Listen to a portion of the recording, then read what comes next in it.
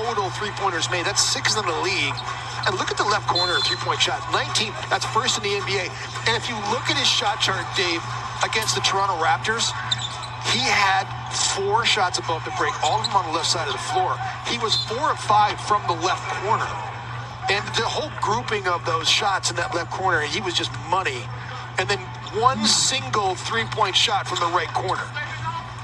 And earlier today, look at what he tweeted, and it's tough to argue with that. Yeah, I brought that up about a week ago. He needs to be involved, man. They need to bring him to the three-point contest. He deserves it. When he gets hot, man. LeBron, wow, how about that? He's able to keep it, but then McLaughlin takes it away. Caruso wins the race, however, and is able to stop any chance of McLaughlin getting a bucket. And that's that winning play I was talking about. So you think about a Lou Williams and, you know, what Lou Williams does and what he gives to you numbers-wise. And Lou Williams has won a couple 6 Men of the Year awards, and because Lou can fill it up, right? But Alex Caruso, man, they don't, you know, guys like him just make winning plays and are so valuable to you. They're glue guys. That was a tough angle for Jalen Noel. He was kind of behind the backboard, unable to get it to go.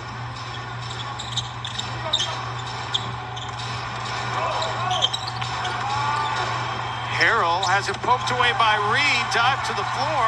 Timberwolves come up with the basketball. Another turnover forced by Minnesota. They've forced 8 of them so far. See if they can convert on some of these. That would be the ideal, as they've only got 7 points off of the 8 turnovers by the Lakers thus far.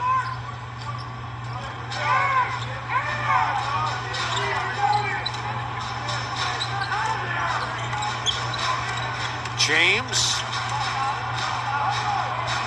goes to the hook in the post, and really that was no chance of being defended. Lakers are one of the highest post-up teams in the NBA, as Josh Okogie can't get that to go. They're going to call a block here now. It's Caruso. Late whistle that time. Really late whistle. LeBron's post-up opportunities, they're so difficult because as he tries to crab dribble and probe middle, if you take the middle dribble away, that's when he spins on you, Dave. We saw the spin in the baseline dunk before. And now we see that you don't take away the middle probe. He's going to keep going. He's going to house you and take you to the front of the rim. It's unstoppable. The size of LeBron James is, I mean, you stood next to him. I've stood next to him. It's unbelievable how big he is.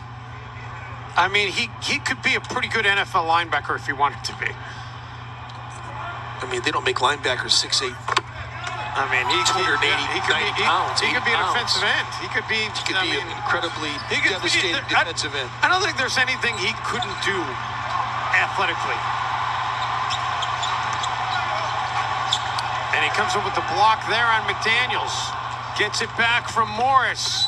Tied up by Okogie, but the whistle's going to come in, and LeBron's going to have a chance to get to his 1,024th consecutive game in double-figure scoring if he can knock down either one of these free throws.